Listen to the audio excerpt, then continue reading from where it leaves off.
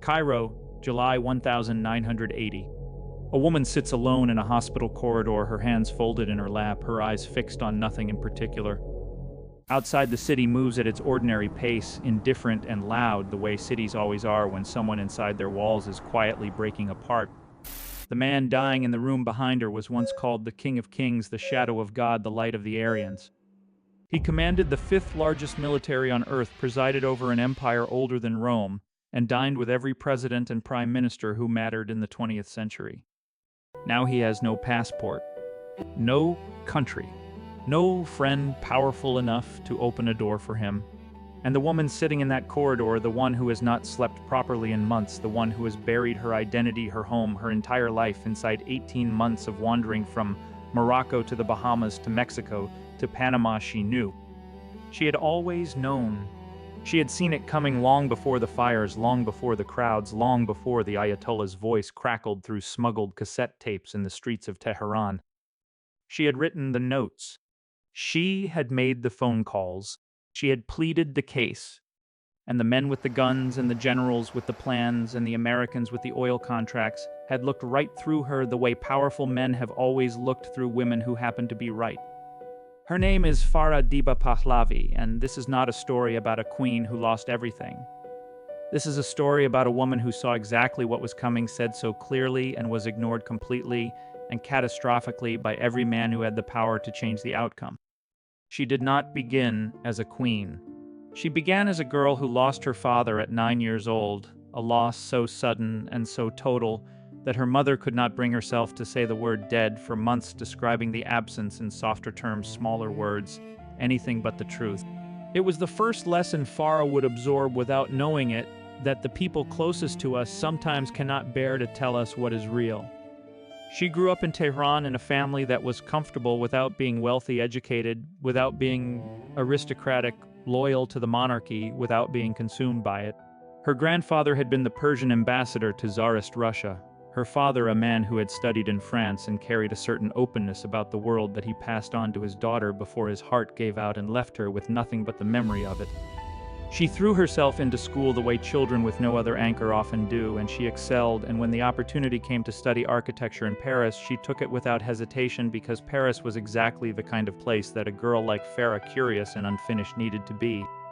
She was 21 years old, living in the famous Cité Universitaire among students from every country imaginable, studying the language of buildings and structures and how space shapes the human spirit, when an Iranian ambassador decided to throw a reception in honor of the Shah's visit to Paris in early 1959.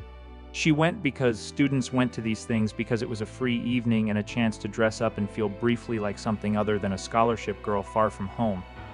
The Shah was 39, twice divorced, carrying the weight of a dynasty and the paranoia of a man who had already survived one coup attempt and knew that no throne was ever truly secure. He saw her across the room, and whatever calculation went through his mind in that moment, the result was a telegram and engagement, a wedding in December of that same year, and the sudden transformation of a girl who had been measuring load-bearing walls into the most scrutinized woman in the Islamic world. What the world saw was a fairy tale. What Farah was actually entering was something far more complicated, a system of power so layered and so self-protecting that even the man at the top of it could not always see what was happening inside its walls. The Shah Mohammad Reza Pahlavi was a man of genuine contradictions. He wanted Iran to be modern, and he was willing to spend its oil revenues on hospitals, schools, universities, land reform, women's suffrage. He extended to Iranian women the right to vote in 1963, the right to divorce, and access to all educational institutions. He dreamed of a civilization that would rival the West on its own terms. He also believed, with the quiet certainty of a man who had been told all his life that he was chosen, that he alone knew best. He surrounded himself with a security apparatus, the SAVAK, trained by the CIA and the Israeli Mossad, that operated with a ruthlessness its own patron had not quite authorized and could not quite control. The generals and security chiefs considered the Shah too moderate, too soft, too sentimental. They kept the worst of it from him because they feared he would stop them. And so the machine ran on its own logic, arresting poets for their metaphors, detaining intellectuals for the length of their hair, interrogating and breaking students who had read the wrong books at the wrong universities. Farah saw this. She saw it clearly, And she did something that almost no one in her position had the standing or the nerve to do. She intervened. When an Iranian intellectual was detained in Tehran simply for having long hair, she called her husband directly and argued the case. This man does not even live in Iran.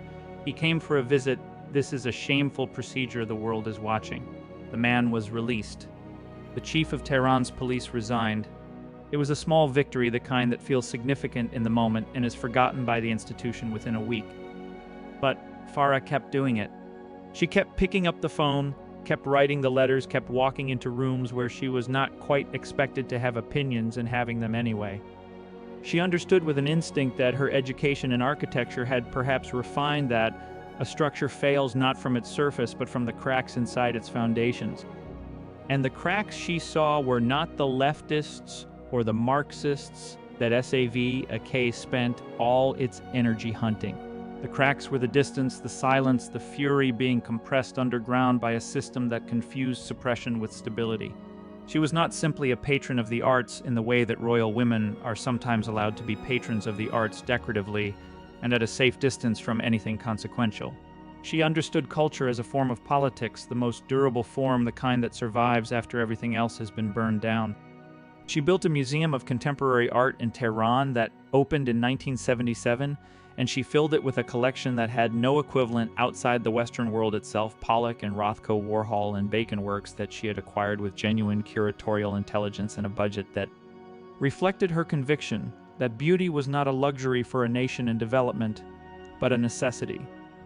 She sponsored intellectuals, funded theaters, created spaces where dissent could breathe through allegory and art the way it could not breathe through politics. The plays staged in Pahlavi-funded theaters were sometimes quietly subversive, sometimes darkly skeptical of the very revolution the state was trying to sell. She allowed this. She encouraged it. She understood that if you give the anger somewhere to go, it does not always have to go into the streets. And she warned.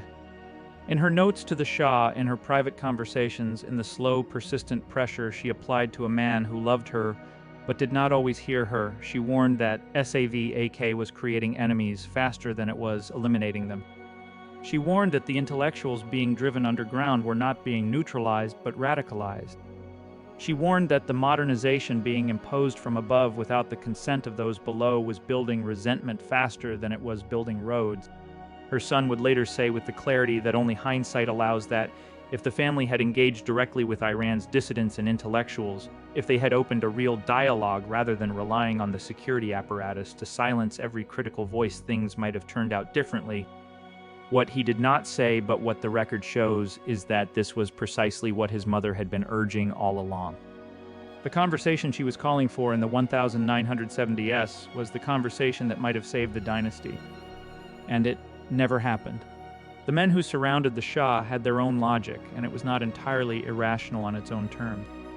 Iran in the 1970s was surrounded by geopolitical pressures that would have kept any ruler awake at night. The Soviet threat to the north was real. The Marxist groups operating inside Iran were real.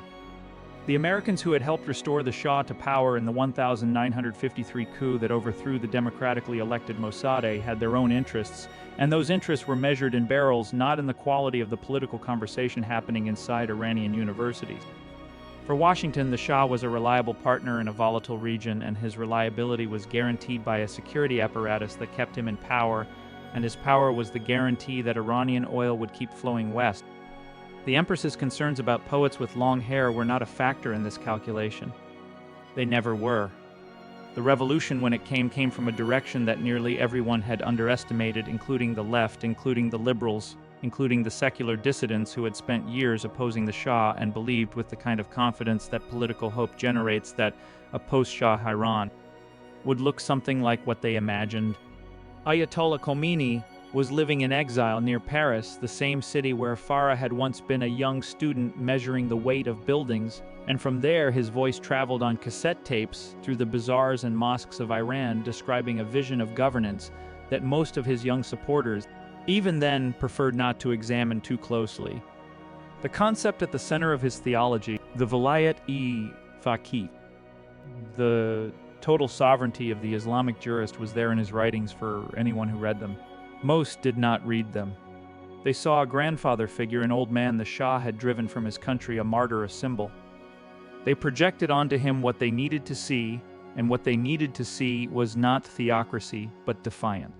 Farah was not fooled. She had been watching the religious establishment with the same careful attention she brought to everything else, and what she saw was not a grandfather, but a programmed, systematic patient and prepared to wait for the conditions it needed to succeed. The Shah's rapid modernization, his spending on arms, which consumed nearly a third of Iran's state budget by the mid-70s, his decision to move faster than the left rather than talk to it, these were not just political errors. They were the accelerants that the revolution needed. By 1976, nearly half of Iran's population had moved to cities swept off the land by an agrarian reform that had disrupted traditional life without providing a stable alternative. Rents were rising. Inflation was climbing. The oil shock had ended the boom. The people who had been told they were living inside a miracle looked around at their actual lives and found the miracle unconvincing. She was at the height of her influence when everything began to unravel.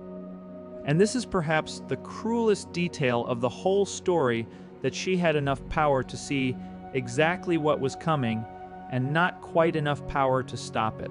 She was called the most influential queen of recent centuries, not without reason. She had built hospitals and museums and libraries.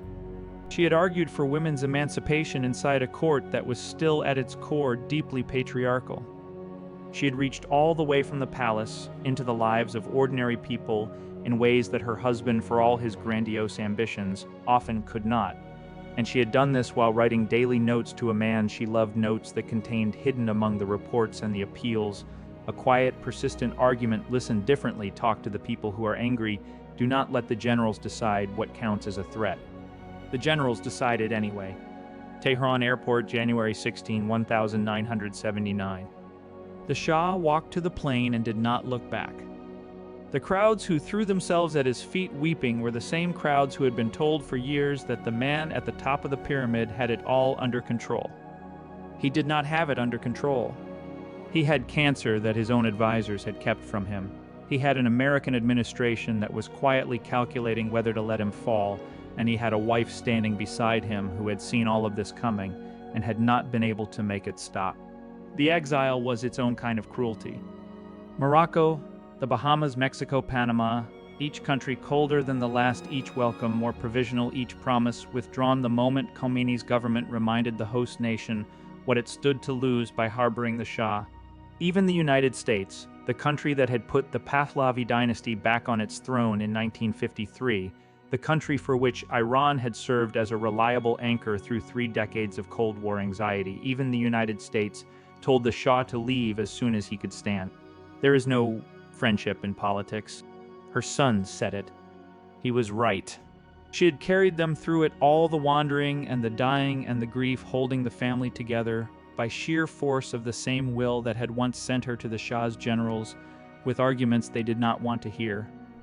When her husband died in Cairo in July 1980, she was still young, younger than the weight of what she had survived. She would eventually lose 2 of her 4 children to the same exile. Leela, who had been 9 years old when she left Iran, could not find her footing in a world that had no name for what she was: a princess without a country, a daughter without a home. She died in London in 2001. Ali Reza, her brother, followed a decade later. The trauma of a dynasty does not end with the dynasty. It keeps moving through generations looking for somewhere to land.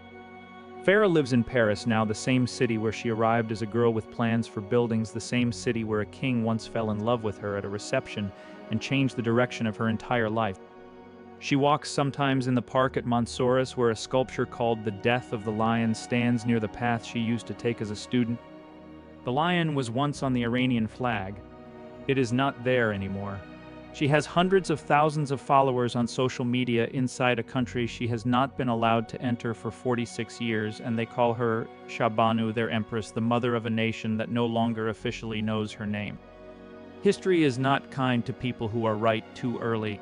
It tends to remember the ones who held power long enough to reshape events, and to forget the ones who saw what was coming and could not make anyone listen. Farah Pahlavi built museums that survived a revolution. She fought for poets the secret police wanted to erase. She sent letters that nobody acted on, made calls that moved the needle a fraction, argued in rooms that had been designed to exclude her kind of argument. She was not perfect. She was not a saint. She was a woman who understood, perhaps better than anyone else inside that palace, that a country cannot be modernized at gunpoint, that culture is the negotiation between a government and its people that makes everything else possible, that the intellectual you silence today becomes the revolutionary. You cannot silence tomorrow. She knew all of this. She said all of this. And the men with the power to act on it were looking at their oil charts and their military budgets and their American alliance, and they did not hear her. And then the cassette tapes started playing in the bazaars, and it was already too late. If history had listened to one woman, Iran might look completely different today.